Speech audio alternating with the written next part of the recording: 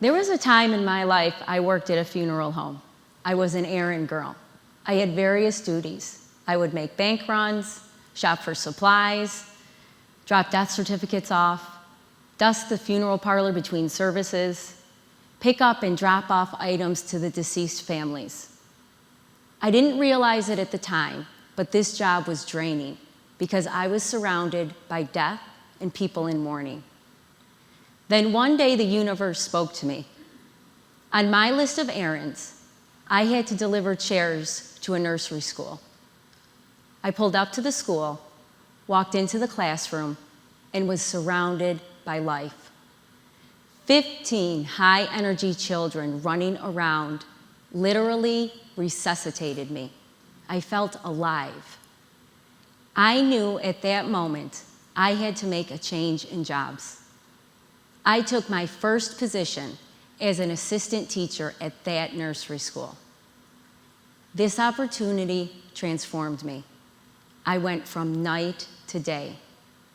But there was more to the transforming that impacted me.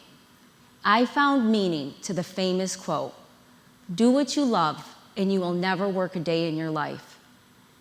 At 19 years old, I found my passion in life, which today has become my purpose in the world. Things 20 years ago looked very different.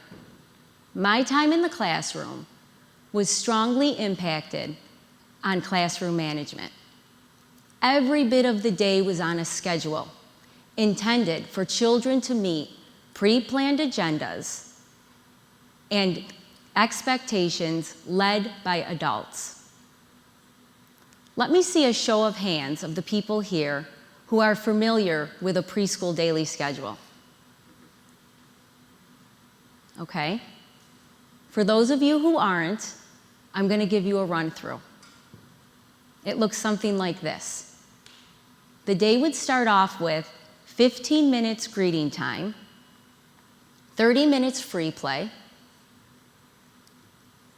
10 minutes hand washing, 15 minutes morning snack, 10 minutes breakfast time, 10 minutes circle time, 60 minutes free play and pre-planned activity, 15 minutes bathroom time, hand washing and cleanup, 30 minutes outside time,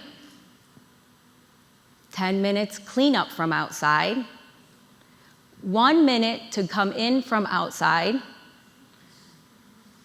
10 minutes for hand washing and story time, 20 minutes for lunch time, 60 minutes rest time, which, by the way, if anyone needs to use the bathroom during my talk or any of the other speakers, you're not allowed. TEDxUtica has designated a time for you. Micromanaging children is a common way for adults to feel at ease. And let me repeat that. Micromanaging children is a common way for adults to feel at ease. And you may be sitting here right now agreeing with this, that in order for children to do everything of what's expected of them in one day, you have to move them like that. I'm here to tell you that that is something I have completely changed. I once felt that way, but today is very different for me. Today, I am the founder of Young Einsteins, a Reggio Inspired School for young children, and I can happily tell you that there is no clock in my classroom. There is no clock hanging on my wall. It was taken down years ago when a child asked to see it. And when children ask to see something, what they really mean is they want to touch it, pull it, push it, bang it, slam it, and most likely throw it. And that's what happened to my clock. I never replaced it because I realized I barely looked at it. When children are engaged in my classroom, in their interests, they are allowed all the time they need with minimal interruption from me. Interests like digging, organizing, sorting, creating, building, discovering, and finding balance can go on and on and on as I stand beside them as a facilitator. It is my job to listen to the dialogue happening between child and child, child and teacher, child and parent, to watch how they move in the classroom, work with materials, and discover their interests. It's then that I am able to discover each and every child. And once I make that discovery, I am able to empower them. Do you want to see what this looks like? I am about to show you what it looks like when children reach their highest potential through intellectual teaching. My first photo is of a 2.5-year-old child working in block area.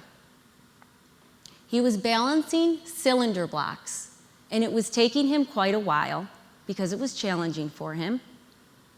I went to him and I asked, "Tell me about your work." The child reached his arm behind his body and began rubbing his lower back. I realized he was recreating the human backbone, which, by the way, his mother is a doctor. I'm sure he's seen the human skeleton a few times. This began a 6-week investigation on the human body, human skeleton. I began filling the classroom environment with materials to enhance the children's curiosity. Pictures from medical magazines were hung throughout the room. It was Halloween time, a convenient time to find skeletons and bones, so they had materials to play with. X-rays of human skull, human hands and feet, and X-rays of animals were placed in the light table area. The children were able to draw and discuss their observations. I also designed half of the room to represent a doctor's office. It was filled with actual tools and materials that a doctor would use. In the beginning of the investigation, I had the children sit down and draw me a picture of their representation of the human skeleton. This picture is of a child at 3.5 years old. 6 weeks later, I had the children draw me a second representation of the human skeleton. This is the same child's second representation. You have just witnessed how rapid the brain develops at such a young age. When I had the initial idea to have children draw me their first draft, there was no intention behind it other than me gaining an understanding of their understanding. In other words, I needed to know what their perspective was on the subject. It was through the 6 weeks of working with the children, interacting with them, that I realized how they were gaining a deeper meaning of the subject. And therefore, I became curious of what a second draft would look like. Stepping back from control sends a message to children that their work and their learning process is valued and respected. It is not my job to determine outcome, but to simply enhance the children's experiences.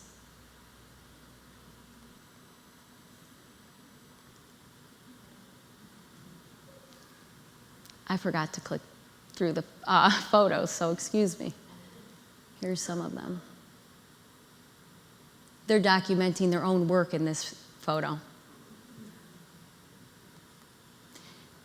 The next series of pictures is when I worked with a boy and a girl.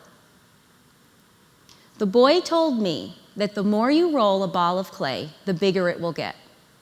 So I picked up the blue ball of clay, began rolling it, placed it back down between the red and the green, and I asked him, did the ball grow? And the boy told me, yes, it is bigger. To the adult, this answer is obviously incorrect. But to the child, his theory has not been proven wrong yet. Some time went by, about a week, and I had the opportunity to work with the same two children. This time, it was with Play-Doh, and I started off with two balls the exact same size. I picked up one, and I began rolling it. And I asked the boy, if I begin rolling this, will it grow? And he tells me, yes, you need to roll it 88 times.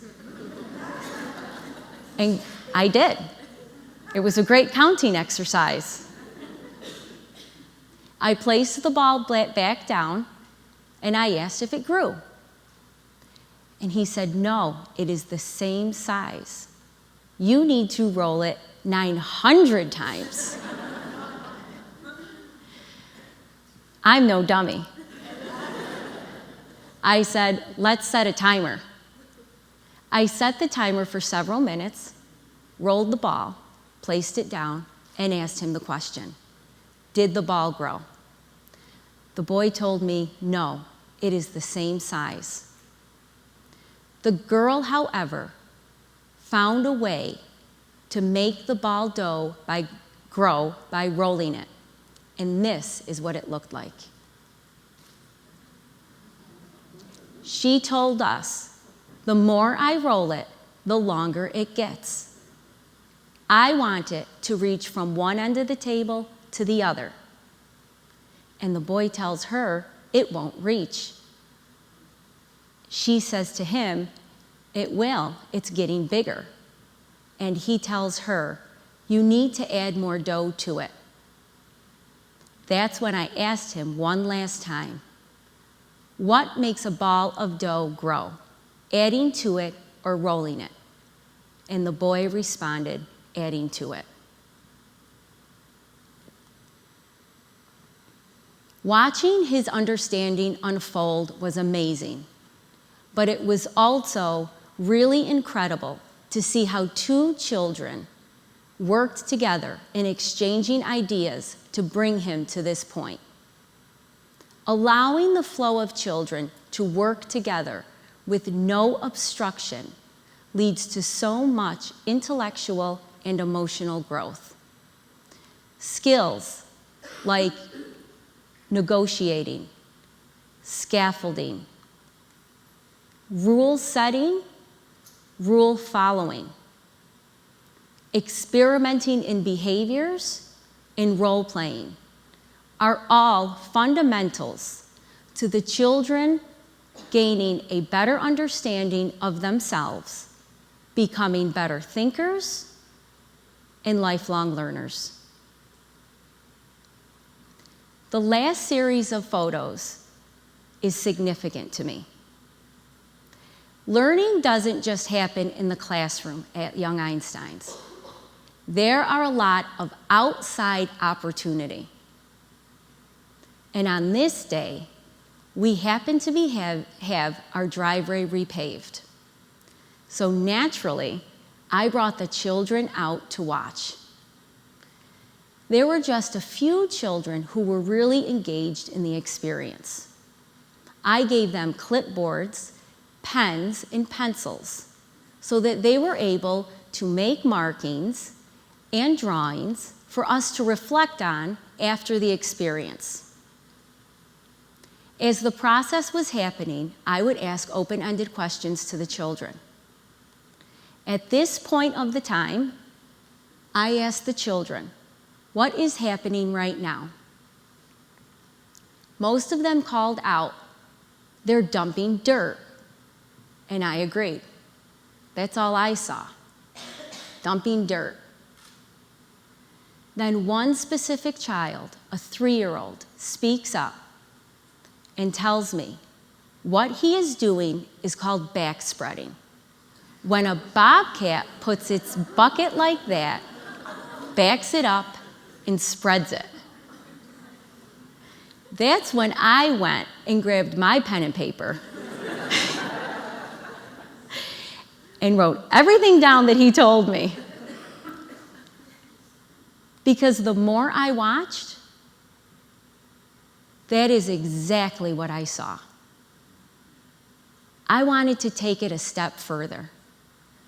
I went to one of the workers, the expert, and I asked, "Can you tell me what is happening?" By the way, the little boy told me, "I just told you what was happening."